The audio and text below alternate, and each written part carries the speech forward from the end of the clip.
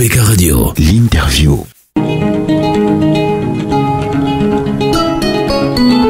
Sidonie Fika reçoit ce matin Amadou Ouadiri, PDG Transformation et Promotion Agroalimentaire, promoteur de marque de riz. De Douala pour la ville de Yagoua, retrouvons Monsieur Amadou Ouadiri à l'autre bout du fil. Bonjour Monsieur Amadou Ouadiri. Bonjour. Vous êtes président directeur général de TPA qui signifie Transformation et Promotion Agroalimentaire. Vous êtes également producteur de riz et promoteur des marques de riz, Nouria, Iris et Logon Riz. Bienvenue sur ABK Matin. Ok, merci beaucoup. Dites-nous, Monsieur Ouadiri, nous avons l'impression que le riz camerounais est introuvable sur le marché. Pourquoi les consommateurs ont du mal à trouver le riz camerounais dans nos marchés et nos boutiques du quartier, comme c'est le cas pour le riz importé? Ok. Bon, dire que le riz camerounais est introuvable sur le marché, moi je le dirais pas, parce que le riz camerounais, il est disponible sur le marché et je pense que dans les 10 régions du Cameroun, on retrouve le riz camerounais. Mais parfois, la difficulté, en fait, c'est au niveau de certains canaux de distribution, effectivement, où le riz camerounais se fait un peu rare. D'accord? Oui. Alors, il faut avouer que le circuit de distribution du riz, en fait, est monopolisé par les gros distributeurs qui sont également les importateurs du riz. Et vous savez, le riz qui est importé, c'est le riz asiatique, c'est le riz indien, le riz vietnamien, thaïlandais, le riz chinois, et ainsi de suite. Donc voilà, d'autant plus que ce sont ces importateurs qui ont le contrôle, le monopole en fait de la distribution du riz, dont le riz camerounais a du mal à pénétrer à tous les segments du marché. Donc il faut avouer quand même que ce riz, il est disponible. Il est disponible et il est beaucoup plus ces derniers temps disponible dans les grandes surfaces, parce qu'au Cameroun, il y a le boom du supermarché et tout. Et comme le riz camerounais vraiment est très apprécié par une certaine catégorie de consommateurs, alors ce riz a intégré également ce segment. Monsieur Ouadiri, combien de bassins de production du riz camerounais avons-nous à l'heure actuelle dans notre pays? Voilà, donc au Cameroun, le plus grand bassin de production du riz se trouve à Yagoua. C'est le plus grand d'ailleurs de l'Afrique centrale, où nous produisons plus de 80% du riz camerounais. Donc toujours dans le septentrion, il y a le bassin de production du riz qui se trouve du côté de l'Abdo. À l'extrême nord encore, il y a du côté du Zina, du côté de Kousseri. Et l'autre bassin de production se trouve du côté de Ndop, dans le nord-ouest. Il y a le bassin de production du riz à Fumbot, à Sancho. Donc voilà un peu les quelques bassins de production du riz. Mais il faut avouer que le riz, on peut le produire dans toutes les 10 régions du Cameroun, parce que nous avons des zones agroécologiques adaptées pour la production du riz. Et quelle est la capacité de ravitaillement du marché camerounais par le riz local? Bon, en fait, le riz local, il faut avouer que la production actuelle n'est pas vraiment suffisante. Donc la production en riz paddy que nous avons au Cameroun actuellement, c'est autour de 240 000 tonnes. Donc, vous savez, la demande du marché tourne autour de 650 000 tonnes. Tout à fait. Donc, la production du riz local pourrait couvrir au moins normalement 30 à 35%. Donc, voilà un peu la difficulté qu'il y a, mais il y a quand même des terres disponibles. Donc, la production actuelle, vraiment, c'est autour de 30% de la demande nationale. Donc, les 70% restants, c'est ravitaillé par le riz importé. Monsieur Amadou Ouadiri, il est reproché au riz camerounais par certains de ne pas être de bonne qualité et donc d'être moins compétitif face au riz importé. En tant que producteur et promoteur de plusieurs marques de riz, quel est le retour que vous avez des personnes qui consomment votre riz, par exemple?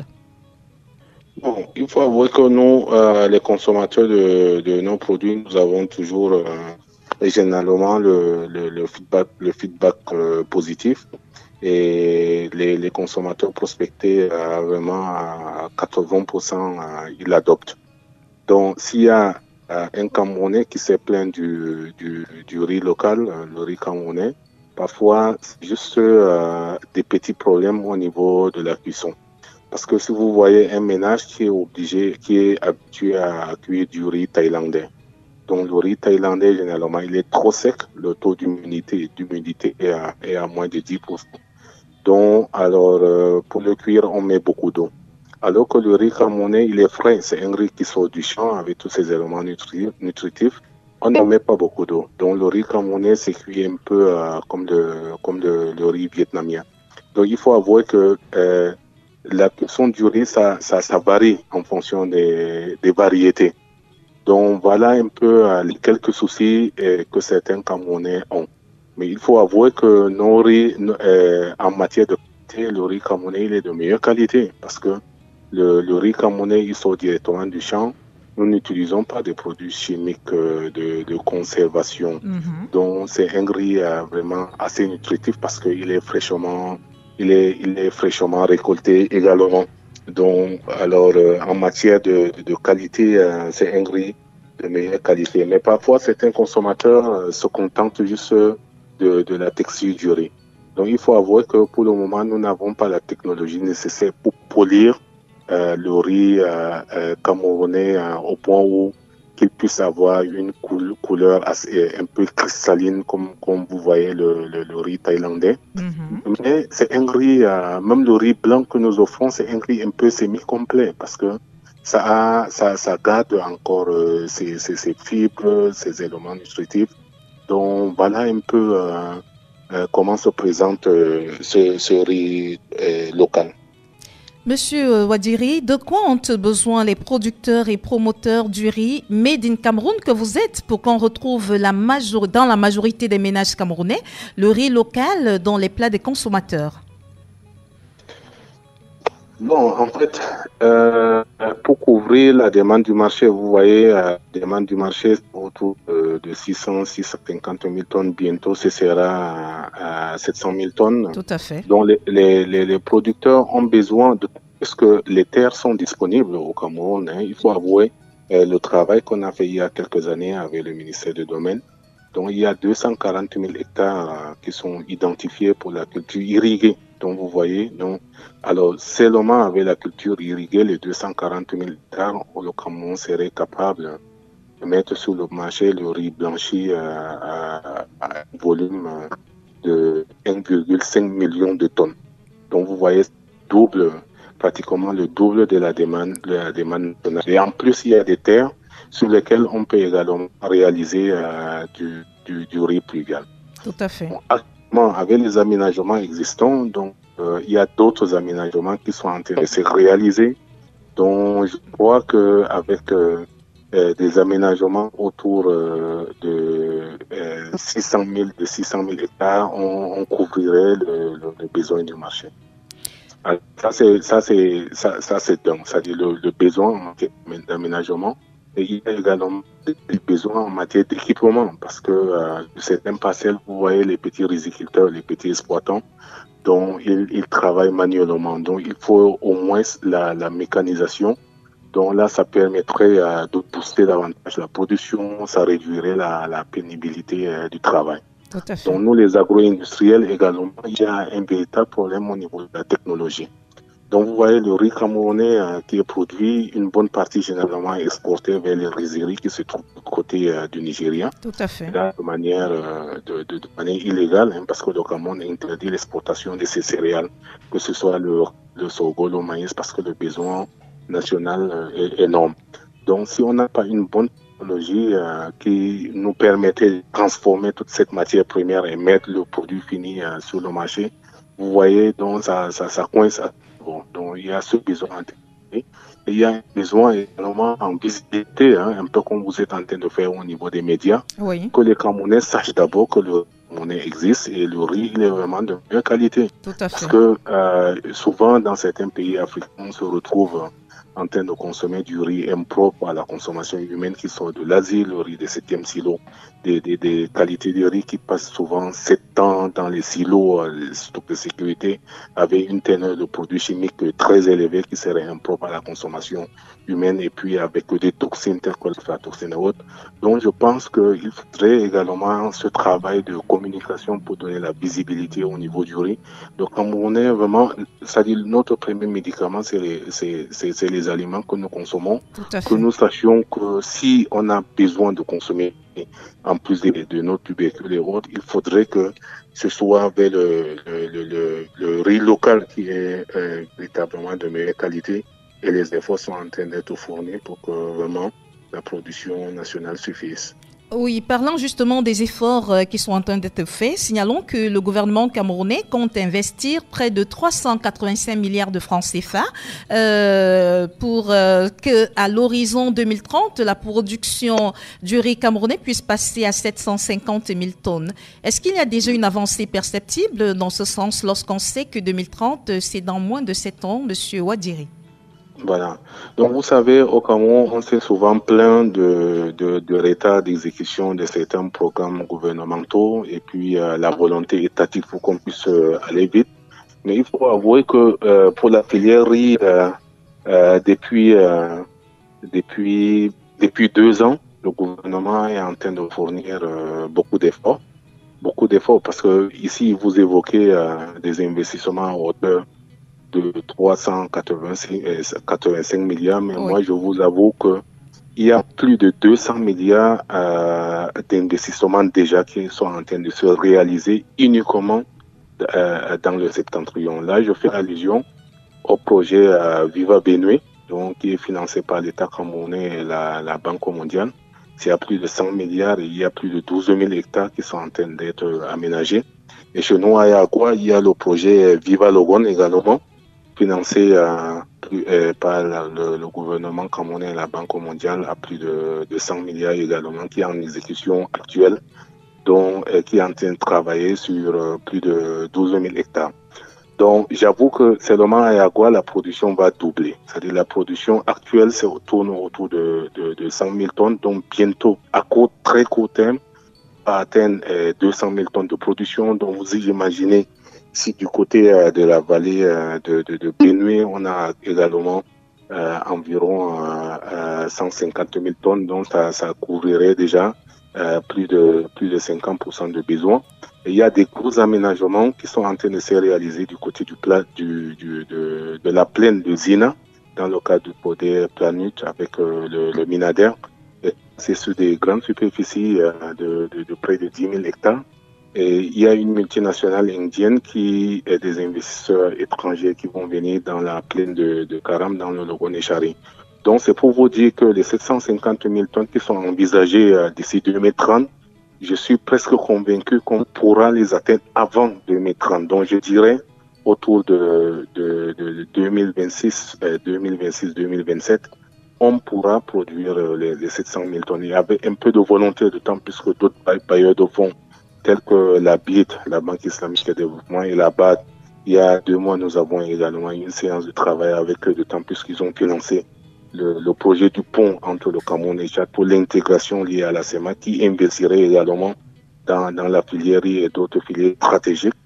Donc voilà, le Cameroun, moi, je pense que avec la filière riz, le gouvernement est en train de fournir beaucoup d'efforts et il y a le secteur privé tel que nous également, que nous positionnons pour vraiment booster davantage cette production. Alors, le Cameroun sera autosuffisant bientôt. Et donc, à vous entendre, M. Amadou Ouadiri, on pourrait dire que le riz camerounais sera exclusivement, en fait, le marché camerounais sera exclusivement ravitaillé par le riz camerounais d'ici 3 à 4 ans. Bon, moi, je pense que les efforts qui sont en train d'être fournis, tant au niveau en amont, au niveau de la production, et puis dans le circuit de distribution. Et je vous ai dit que maintenant, le riz local est en train d'intégrer des différents canaux. Alors, je pense que pour que à court terme, donc avant même les 7 ans, pour que le Cameroun puisse se couvrir toute la demande du marché, malgré les efforts qui sont en train d'être fournis. Il faudrait que nous travaillions avec tous les acteurs de la filière. Parce que je représente également une association interprofessionnelle qui s'appelle IRISA, qui porte l'une des marques, la marque IRISA qu'on veut faire de la marque IRISA, une marque forte du riz camerounais, dont nous discutons également avec les importateurs, parce que c'est ils détiennent tous les canaux de distribution. Donc pour que également qu'ils intègrent au moins 20%, c'est-à-dire 20% du riz dans le de distribution, c'est ce que nous sommes en train de négocier, c'est-à-dire de 2023. Et progressivement, pourquoi pas en 2024, envisager à 30 à 40%, en 2025, et ainsi de suite. Donc, pour que ceux qui sont dans le circuit de distribution, au lieu de distribuer le riz importé, pour qu'ils distribuent plutôt le riz local. Et là, nous le disons pourquoi? Parce que avec la production et puis la technologie de pointe de transformation qu'on va mettre en place, le riz local, non seulement sera de meilleure qualité ici sur le marché, il sera compétitif et il y aura assez de volume, il sera disponible, accessible à toute couche de population. Monsieur Amadou, voilà oui, Monsieur Amadou Ouadiri, est-ce que au travers de vos discussions entreprises avec les importateurs, vous avez l'impression qu'ils sont prêts à vous faciliter, à facilement vous accompagner dans la distribution du riz local à travers les différentes surfaces commerciales du Cameroun? Bon, il faut avouer que c'est le business, hein, c'est le business. Donc pour l'importateur, lui, il va voir au niveau de ses marges. Parce que l'un des goulots d'étranglement pour le décollage de la filière riz locale, effectivement, c'est ce côté business, les importateurs qui s'intéressent plutôt au riz importé, parce qu'ils jouent sur le coût et sur les marges qu'ils génèrent. Et c'est pourquoi, généralement, vous voyez le Cameroun est à plus de 80% est envahi par le riz entrée de gamme que nous appelons généralement le riz de 7e kilo. Donc, vous voyez les 20% des gammes du riz qui sont la gamme moyenne et le haut de gamme. Essayez de voir au niveau des rayons de supermarché, 1 kilo du riz importé qualité, il coûte combien? 1 kilo, il coûte 1500, il coûte 1800.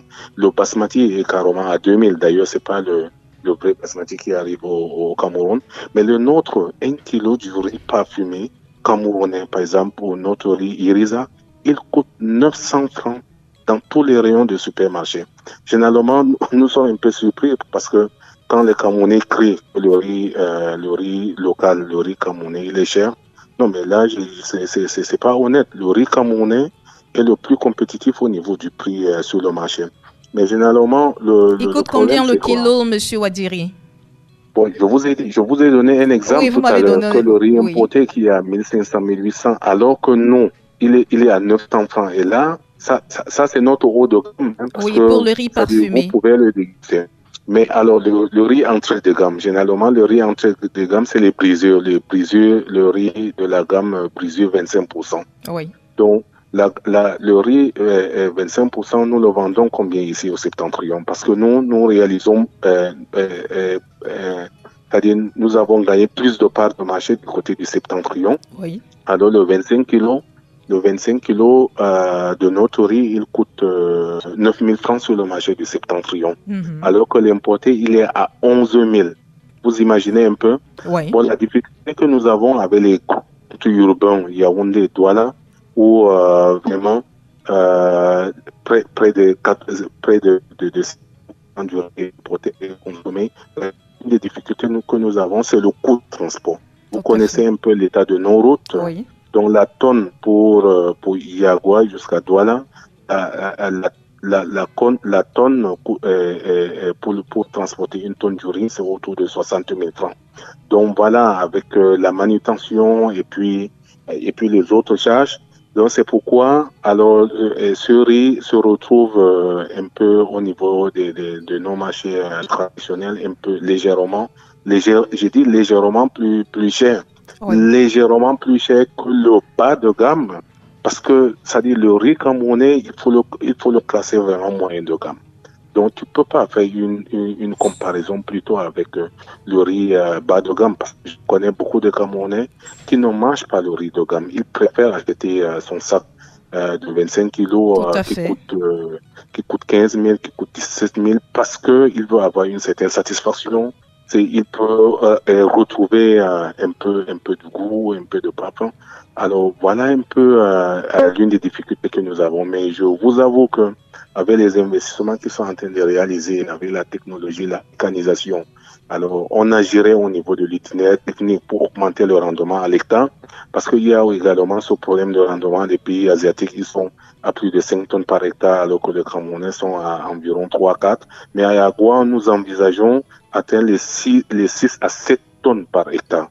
Donc, en agissant au niveau des semences de qualité, à la mécanisation, et puis la technologie de traitement du riz également pourrait nous permettre d'obtenir les rendements à l'usinage à plus de 60%. Donc, vous voyez un peu, là, en faisant les économies d'échelle, en réduisant considérablement le coût de production, le riz serait plus compétitif. C'est-à-dire qu'il serait de meilleure qualité et il sera accessible à moindre coût. Donc voilà l'un des défis sur lesquels nous sommes en train de travailler, et je pense qu'à court terme, vous remarquerez que le riz camerounais gagnerait davantage de parts de marché. C'est tout le mal que nous vous souhaitons. Monsieur Amadou Ouadiri, pour sortir de cet entretien, vous êtes optimiste quant à croire que le Cameroun pourra exporter son riz au-delà des frontières nationales d'ici quelques années? Bien évidemment, le Cameroun profitera d'abord de la ZLECAf, donc c'est une très grande opportunité pour que le Cameroun puisse davantage produire et gagner également en devises en exportant. D'ailleurs, nous le faisons, c'est pas des gros volumes, d'autant plus que nous sommes à la frontière avec le Tchad. Donc, les Camerounais apprécient le riz camerounais. Donc, ils nous passent souvent des commandes. Et puis, voilà, dans les frontières avec le Nigeria, il y a ceux qui achètent. Et même avec nos distributeurs du côté de Yaoundé et autres, notre riz Iriza se trouve également du côté du Gabon. Donc, effectivement, avec c'est que le travail qui est en train d'être fait, nous agirons au niveau du volume pour rendre ce riz suffisamment disponible, et puis l'accessibilité, parce qu'il faudrait que le riz intègre les différents canaux de distribution pour que les boutiquiers du quartier également puissent avoir ce riz pour que les ménages puissent s'approvisionner. Donc voilà, notre objectif, c'est de satisfaire le triptyque disponibilité, accessibilité et attractivité. Et à court terme, ce sera faisable et nous pourrons également exporter pour gagner en devises. Il y a des gammes que nous avons prévu également exporter hors de l'Afrique, parce que le segment, c'est-à-dire le segment du commerce bio est en train de prendre de l'ampleur. Et il faut avouer que le riz camerounais que nous produisons ici, c'est du riz bio. Parce que non seulement les petits exploitants, parfois, ils n'ont pas des moyens pour accéder aux engrais chimiques, mais les terres sont très fertiles. Nous utilisons les systèmes de compostage pour amender le sol, pour fertiliser, et puis nous obtenons un riz bio. Donc il nous faut juste la certification, et avec le bio, on gagnerait davantage, on se ferait plus d'hommes. Voilà un peu les perspectives. Monsieur Amadou Ouadiri, merci. Je rappelle que vous êtes président directeur général de TPA, Transformation et Promotion Agroalimentaire. Vous êtes également un promoteur de marques de riz Noria Iriza et Logonri. Merci d'avoir accepté de répondre à nos questions ce matin sur ABK Matin. Okay, c'est à moi de vous remercier. Vraiment, merci beaucoup. ABK Radio. De lundi à vendredi dès 7h. Retrouvez dans le 7-10, 7h-10h. ABK Matin, premier sur le matin. Les invités consultants de classe exceptionnelle.